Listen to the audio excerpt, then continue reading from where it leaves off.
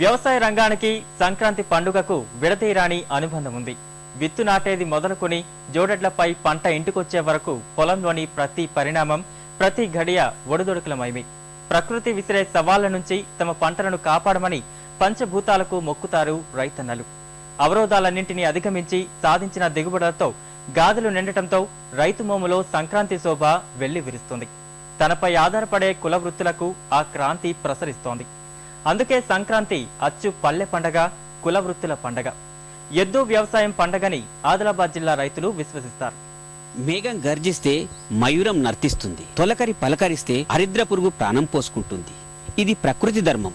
ఈ విషయంలో ఒకటి ఒకదానితో సంబంధం ఉన్నదే. అలాగే వ్యవసాయ రంగానికి సంక్రాంతికి మధ్య ఉన్న అనుబంధం. పంటలకు శక్తినిచ్చిన దివాకరుడు మకర రాశిలోకి ప్రవేశించడంతో ధాన్యపు రాశి పురులను చేరుతుంది. నిండిన గాదులను చూసి మురిసిపోయే రైతు కుటుంబాలు ఆనందంగా పండుగ చేసుకుంటారు. తమ శ్రమకు ప్రతిఫలాన్నిచ్చిన భూమాతకు పొలం పనిలో తోడునిచ్చిన ఎద్దులు, పశువులకు నైవేద్యం పెట్టి రుణం తీర్చుకుంటారు. తమపై ఆధారపడిన కులవృత్తులకు బాసటగా నిలుస్తారు అన్నదాతలు. ఆదిలాబాద్ లాంటి జిల్లాల్లోనైతే మకర సంక్రాంతి మరుసటి రోజున జరిగే వేడుకను పశువుల సంక్రాంతిగా జరుపుకోవడం రివాజు. సంక్రాంతి దాకా అన్ని పంటలు ఇంటికాడ వచ్చేస్తాయి. పశువులు చేనులనే ఉంచేటోళ్ళు, పూజ చేసి నైవేద్యాలు పెట్టి ఆడికెళ్ళి చేనులనే ఎడ్లని కట్టేటోళ్ళు.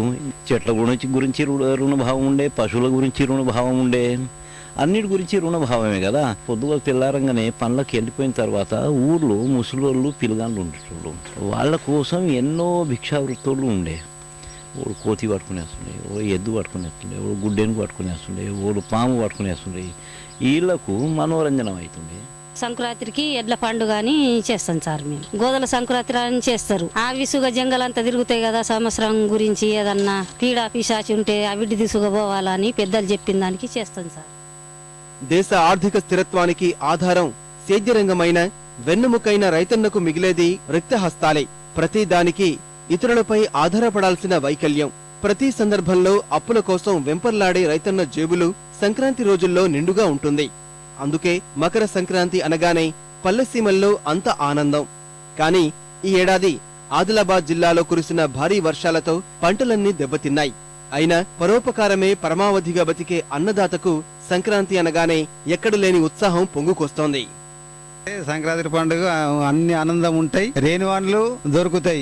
అడిలా చాకెట్లు అవసరం లేదు. చేనులో వండిన వస్తువులతోటే చేస్తారు. సగ్నాలు పోసుకుంటారు, ఇంట్లో గారెలు చేసుకుంటారు, గరిజలు చేసుకుంటారు, బూరెలు చేసుకుంటారు, అన్ని చేసుకుంటారు. అన్ని పండుగలకు బాకీలు తీసుకుంటారు, కానీ సంక్రాంతి పండుగకు మాత్రం బాకీ తీసుకోరు. ఎందుకంటే ఆనందం కొద్ది ఇంట్లో ధాన్యాలను మొత్తం ఉంటాయి. రైతు మీద ఆధారపడ్డలు మొత్తం తిని ఈ పండుగ జరుపుకుంటారు. సంక్రాంతి ఎప్పుడు మంచిగానే ఉంటది, కానీ ఈ సంవత్సరం కొంచెం ఇక మధ్యమే పంటలు ఎక్కువ వండక కొంచెం తక్కువనే చేసుకోవాల్సి వస్తున్నది. కాంతి లేదు. పండుగ అంటే పండుగ అన్నట్టే ఉన్నది, కానీ వ్యవసాయదారులకి మంచిగా లేదన్నట్టు. భుజాన నాగలెత్తుకున్న అన్నదాతను చూస్తుంటే సిలువ వేయబడ్డ యేసు ప్రభు గుర్తొస్తున్నాడు. కలిసిరాని కాలంతో రోజు రోజుకు బక్క చిక్కుతున్న అన్నదాతకు ఈ సంక్రాంతి పండుగ నుంచైనా నూతన కాంతి రావాలని కోరుకుందాం. కెమెరామెన్ తిరుపతితో మణికేశ్వర్, ఈటీవీ న్యూస్, ఆదిలాబాద్.